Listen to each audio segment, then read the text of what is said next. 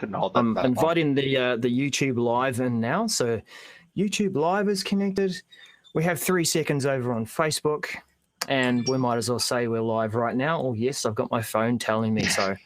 Welcome, everyone, to Regarding Office 365, where you are entertained, I guess, challenged in some of your thoughts. We're relatively new, and we've got a few writers on the call today. But thank you for joining us. It looks like we're definitely live across the different streams. We're streaming to Facebook Live and YouTube Live, still figuring out which one we want to go with. So we've been a bit greedy. Today on the call we have, and I guess I'll get you guys to do some introductions yourselves. We've got Sonia seems to be taking the space to start with. Go ahead. Hi everyone, I'm Sonia Cuff. I'm an Office 365 MVP and I run a technology consultancy for SMB businesses in Brisbane, Australia. Simon. Hi, I'm Simon Denton. I'm a Office 365 MVP, but more importantly, I'm a customer first and I represent an organisation of 16,000 staff around the world. And yeah. Simon, I love how you're always diplomatic, and like it makes me think of an ad we had in New Zealand from a petrol station or gas station for those Americans watching. I'm a driver too, they used to say. So you're an end user too. Nice one. I am, yeah. I'm the real deal. I'm not the vendor. Yeah. Ben. We talk about you in slides. Good. Yes. Hi, Ben, Elias. I'm an Office 365 MVP as well, and I used to be an end user, but now I make Ideotial, which is a innovation plugin for Yammer. Awesome. And actually to say too, Ben was the instigator of this discussion that brought about this live stream. Not to say that he's a naughty guy, I just thought it was really cool that he took the opportunity to discuss something openly. Let me just get my audio closed and shut off there, and to be able to get this conversation out in the open. Sorry, that pause. So, and finally, Mr. Strant. I'm Loryan Strant, a Office Server and Services MVP. No, I still call myself a 365 MVP. Less words. And yes, I'm the Cloud CTO at Generation E in Melbourne. Melbourne. All right. Yes, it is a mouthful, isn't it? I got a few people around Summit a couple of years back when we changed to try and say that 10 times without saying Surfaces MVP. Yeah. So, and I'm Daryl Webster. Daryl is a Service Webster. Work for BitTitan as a technical strategist for ANZ, MVP, and bringing together this kind of stuff. So we did. As I said, Ben started a great discussion on LinkedIn in response to all these announcements around Microsoft Teams. We've obviously had groups and various things that have been released over the last couple of years, and they've been given us more choice around collaboration. So what we thought we'd do today is just discuss everything, well, not everything, as a few key questions around that to try and get us thinking about where this all fits in and how does this impact intranets. So if you just bear with me, I'm trying to use a technology called Minicam, which I can then transfer over and in my video, and I'm not sure if this is presenting up top on the stream there. It is. But it is, yep. So the active speaker gets it. And I've got on the slide there the first question that we're going to try and get through, and we're going to be trying to be chatty. So the way we work together is changing, and you've seen that on a number of Microsoft slides. What trends are you seeing in how we collaborate today? We might start off with Sonia, please. Thanks. Look, from my personal perspective, can we just kill email already? It's a tool that's been around since the 1970s. It's the biggest bugbear of everybody's productivity. You know, we see so many hints and tips about how to manage your email, and people are having email overload, and I'm just over it. And I'm pretty strict on my email, but I'm done. And I think tools like the tools that are coming out in terms of collaboration are really trying to move conversations out of the inbox. And I think the more that we can start to look at different communications channels without getting overloaded by them as well, the less emails we'll have to battle. I'd be happy if my inbox was purely just those kind of written communications that I need to have with customers and suppliers. If we could just eliminate a lot of the internal chatter that goes on in the inbox, and that's where I think we're seeing these collaboration tools coming.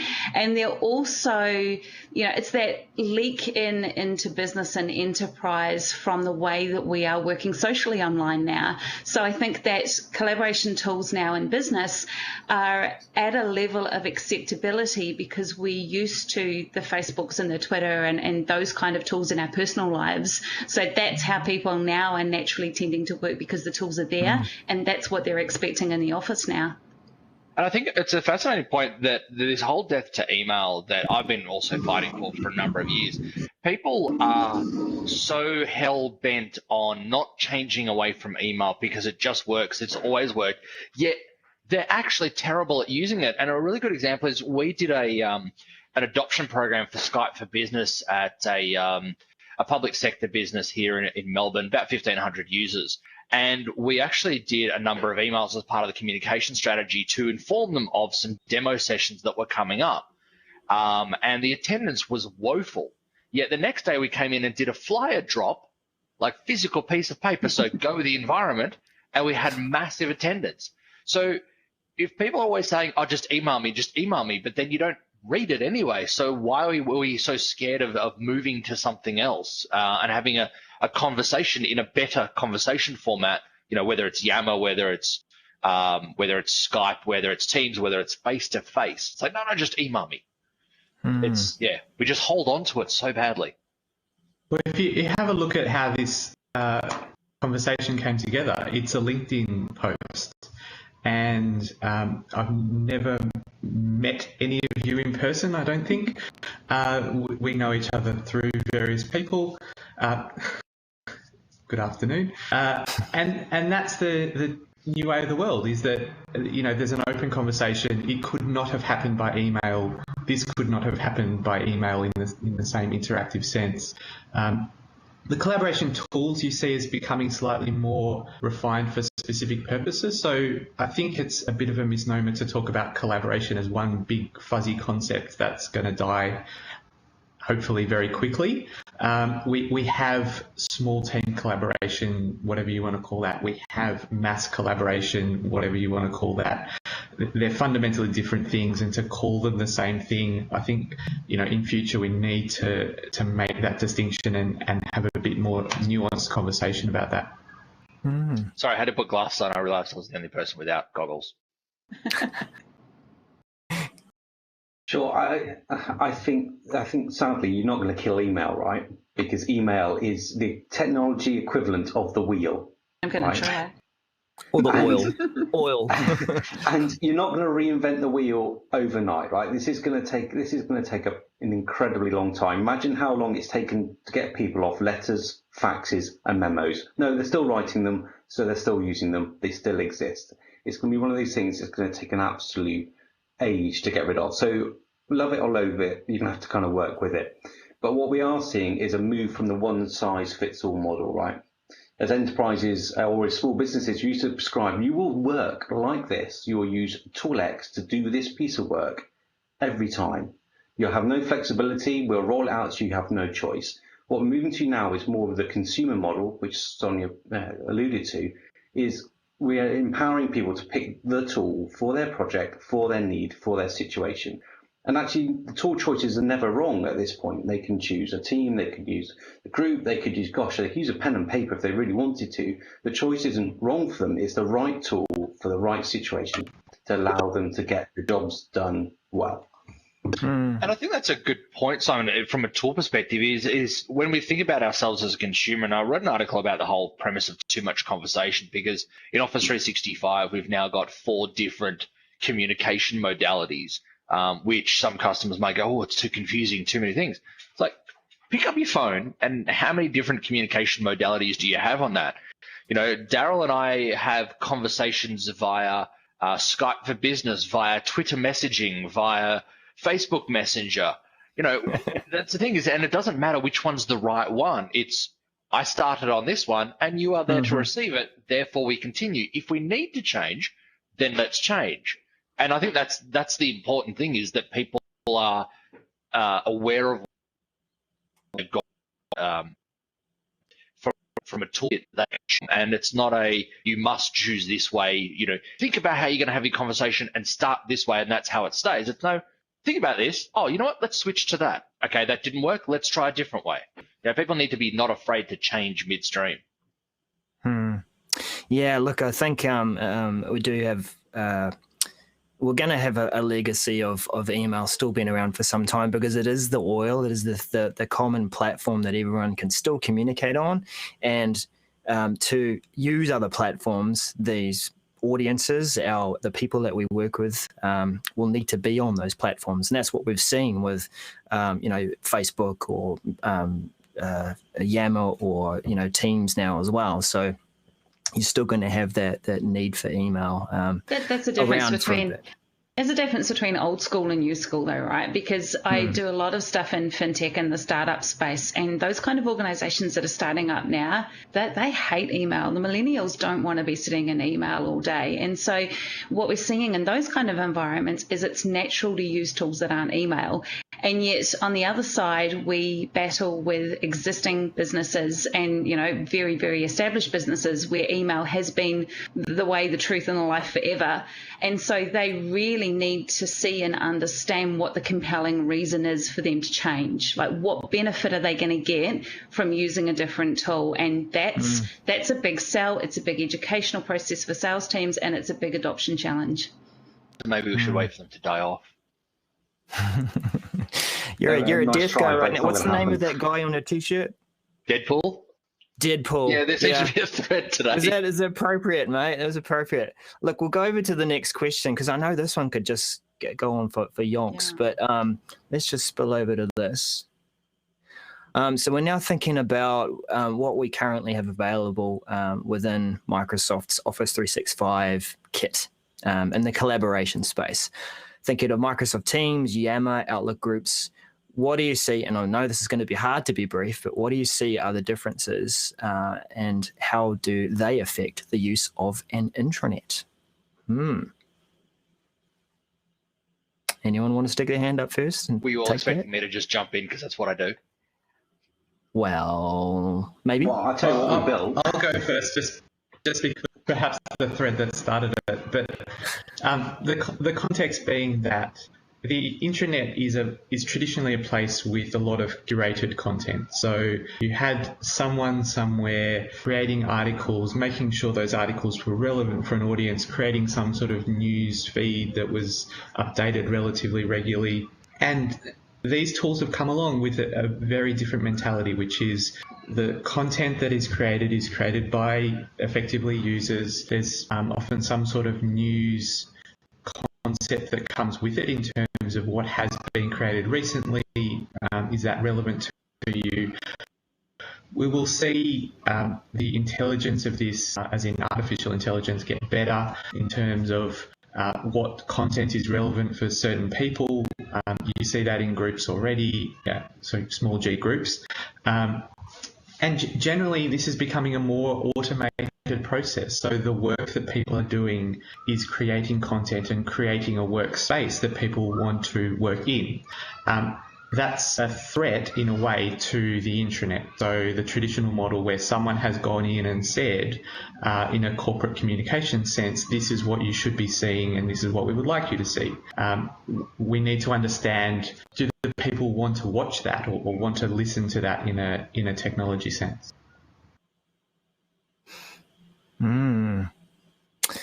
Following on from that, I guess, my thinking around how this affects an intranet, you did have, and it looks like I have to invite Simon back in.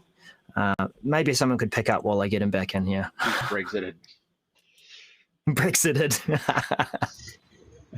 No, I think it's a absolutely valid point, because we're so used to an intranet was a big journey that any organization would take that would have to be built and considered and would often become stale. I mean, there's so many customers that I talk to that still have a SharePoint 2007 environment. And it's like, well, that's when the iPhone came out. That's a decade ago. Is that intranet still as relevant and valid? Is the content still as relevant and valid? This is where people who walk away saying, I hate SharePoint because they're using a really old version of it and they don't even know.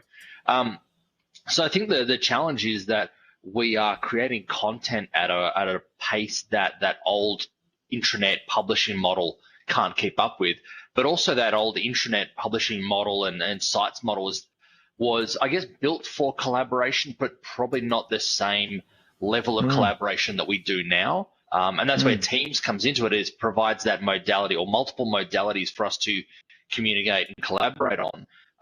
So I do see that what we kind of have is where you had the intranet with the publishing page, then you had the departmental sites, and then the group sites where people actually got work done. I think what we have now is you still need that intranet page, but it's potentially integrated in with things like Yammer and other feeds of information that keep it more dynamic, and things like Delve surfacing things as well. And then we probably have this gap in between, which is probably being filled by groups now, which is actually how we collaborate on our content as group members, as team members, and then Teams wraps around that, which actually gives us that ability to converse and co-work on those things. So, historically, where we would spend 25K to build, to design the conceptual intranet and all the hardware that would go with it, and then we'd actually get into it, and it would be $100,000 project, take a year to do. With obviously SharePoint Online, that changed where it's 25K buys you an intranet now. So I think what we still have is you still buy that intranet, but then the bit that comes afterwards, I don't sit there and develop all these departmental sites with you. It's something that I educate you how to do yourself, and away you go. I think I'll pick up on something there. Oh, I'm sorry, Sonia. The transformation of an intranet that used to try to be everything to everyone. We even saw coming in from SharePoint 2013 this trend of, all right, well, we need to create something that's a news feed with conversations and reaching out to various people. And they had a go at that, but it's petered out. And so there's still that need to bring conversation into that space, but it was not too successful. There's Simon, sweet as he's in. So from an information management perspective, though, if you have a look at the lifestyle of a piece of content, especially if it's internal business processes, policies and procedures, that kind of thing, absolutely there's a great opportunity there for collaboration around the development of that stuff. But I still very much see things like SharePoint Online and our intranet as being the single source of truth. So if I've got an employee that I'm onboarding, or I have an incident in my business, I want to go to one place where I know that the document that I'm opening and the information that I'm reading is the latest. This is how things are done. This is what the regulation is. And to try and find that back searching through a tool, any of the other Microsoft tools, it is going to be hard. So I think it's another case of the right tool for the right job. And this is where Microsoft have their strategy down really well, because we can still use things like SharePoint Online to be, this is where our workplace health and safety information is, and it is the final approved version. That is what we do in our business. But just the integration into things like Teams now, where I can link to that, I can publish a link to a document in there and have a conversation around, is this still relevant? Do we need to update it, kind of thing. So I think very much we're seeing, sort of different types of content with different lifespans and where they live. But the Microsoft stack does enable us to pull that all together for an organization. And I think to that point, Sonia, on lifespan, one of the challenges we have now with groups and teams sitting on top of groups or creating groups, and groups creating sites and those kind of things, is we're kind of faced with a relatively new problem, which is this, almost instantaneous information and content source sprawl. So while you still have that publishing section of the intranet, it's quite easy for people to have a copy of it in their own OneDrive, which we've already had that issue for quite some time, or their desktop, going before that. But now we'll have multiple copies of the same file in groups, and people share this file with that one. You go, hang on, wait, that looks like the intranet one, but it's got things that are different in it. I don't know which one I'm supposed to be using. So I think that's just one of the challenges, that it's not really Microsoft's problem to address, but it's a problem that they have created inadvertently, which is where governance comes into it, not from a you shall not do this, but where someone just says, hey, I see 7 copies of the same file and they're all slightly different. Let's fix this. So where we don't necessarily have a content owner of a section of a site, but where you have a governance team who are just more there to kind of keep the peace effectively. Simon, how are you doing that at McDonald? So I think we're now entering an age where an intranet is finally becoming useful, right?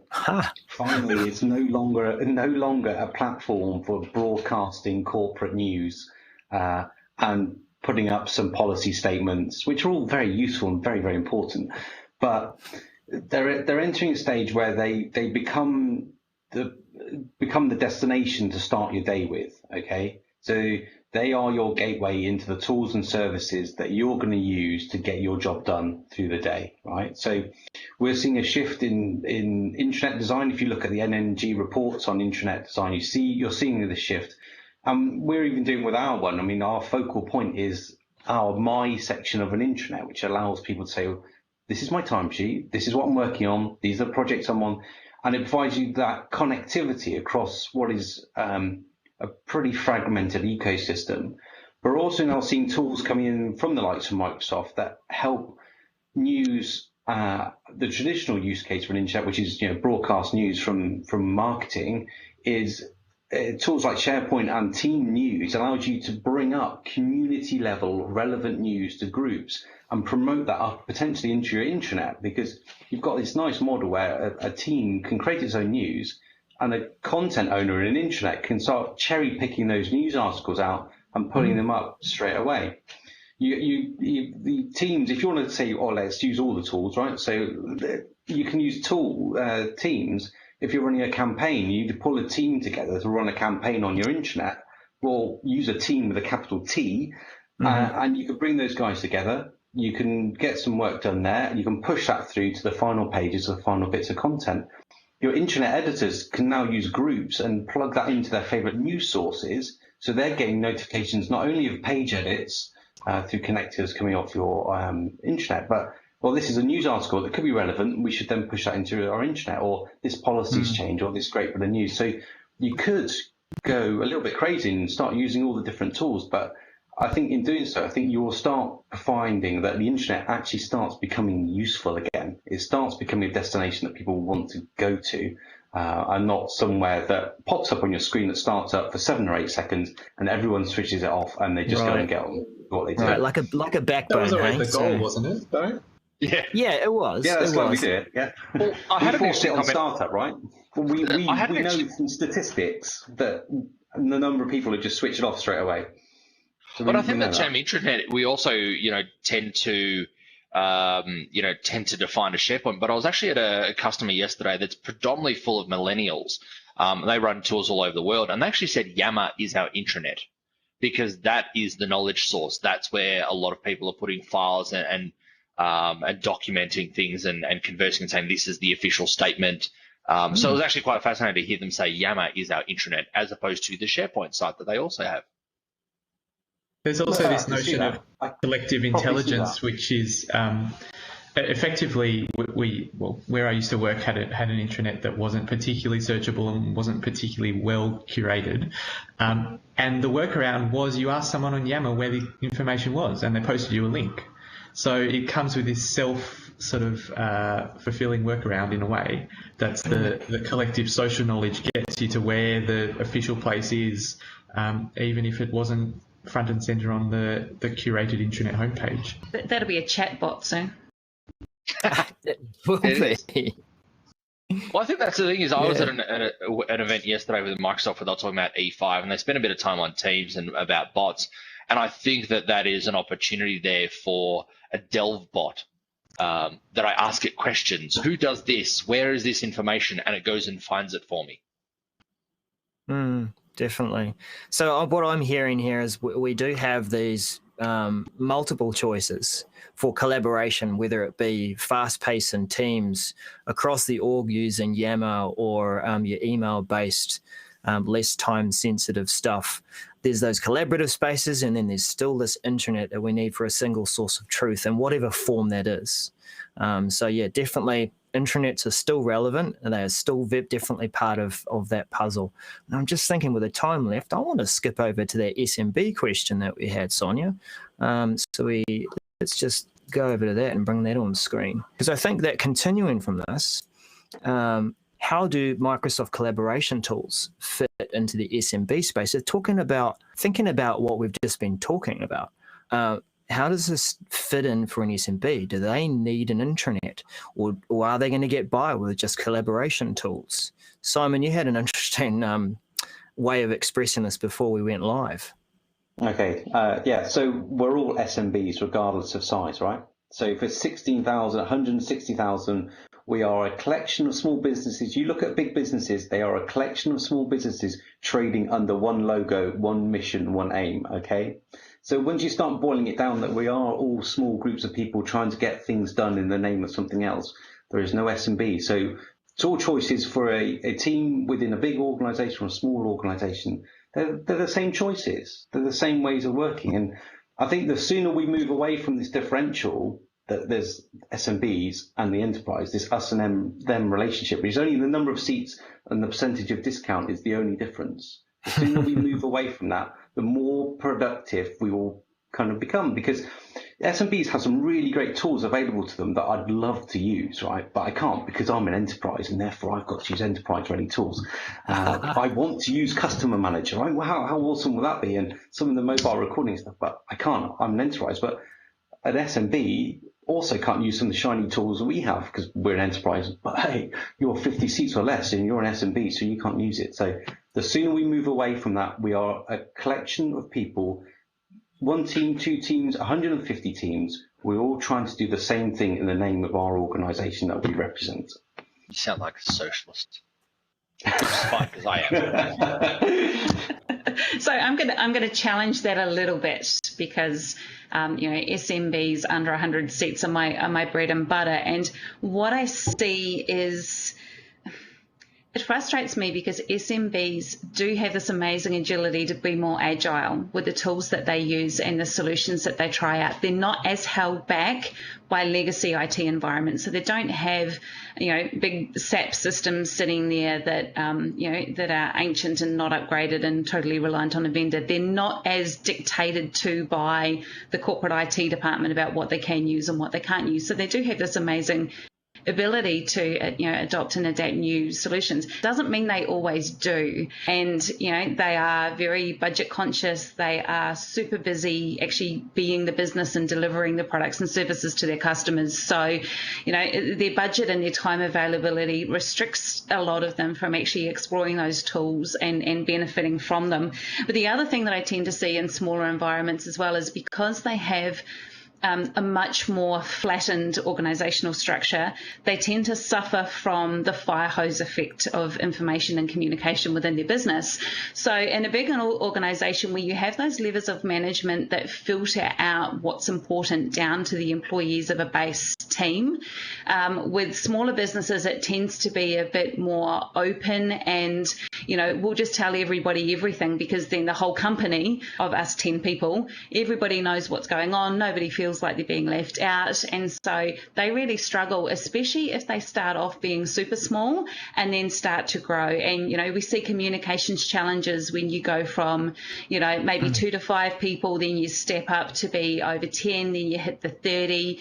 Each of those stages of growth in a business in terms of number of people, if you don't follow that up with an organisational structure and a communication structure as you grow, your communications challenges start to get even bigger. So, as far as the tool choices though, products like Microsoft Teams and Yammer and everything in the Office 365 space excite me in terms of the availability and affordability that they have for small businesses. So they definitely, it's just as easy for a team of 6 people to spin up Yammer or Microsoft Teams as it is for a larger organization. We've got access to the same tools. It's just the case of, educating them and finding the magic about where the tool fits their business and how they work, and getting them to see that, see that benefit, which is a similar challenge to corporate.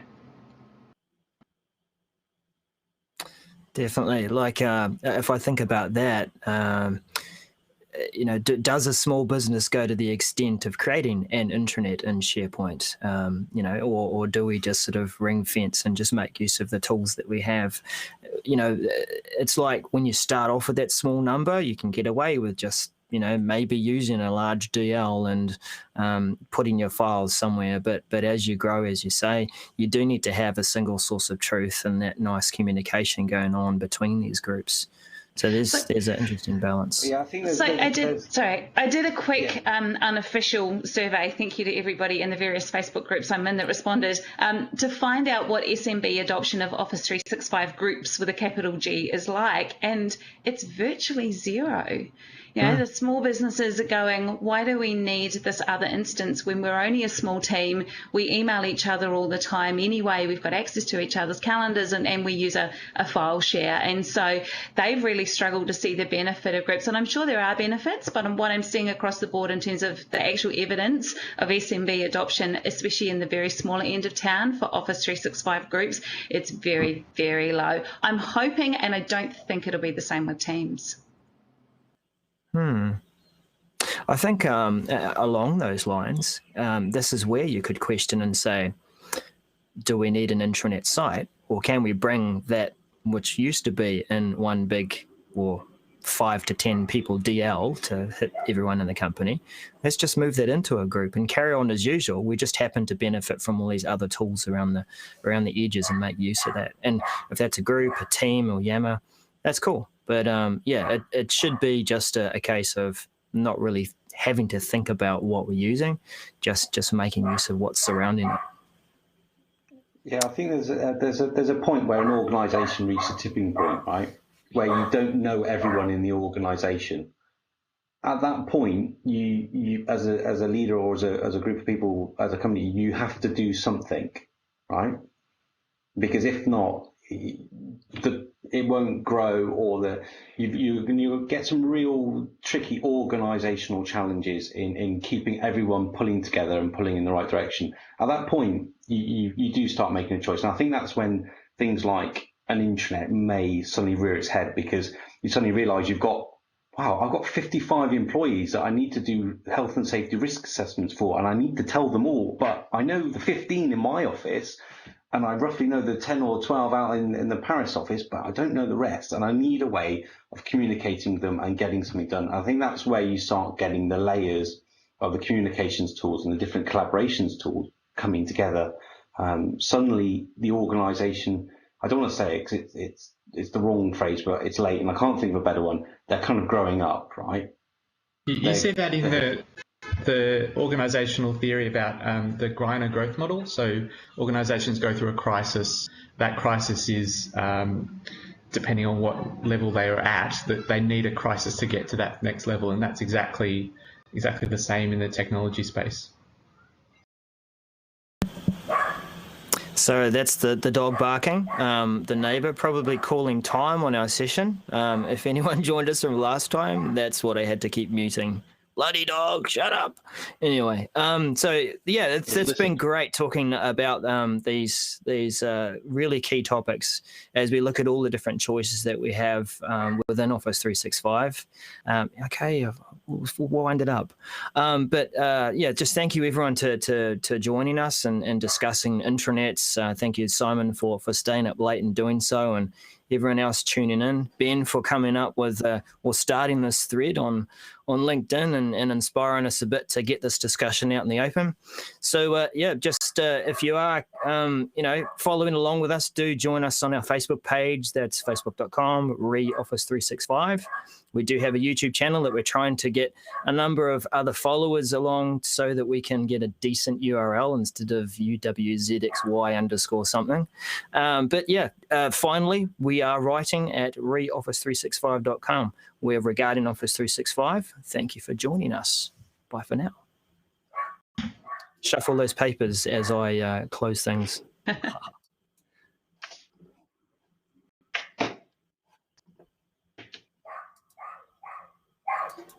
Thank you.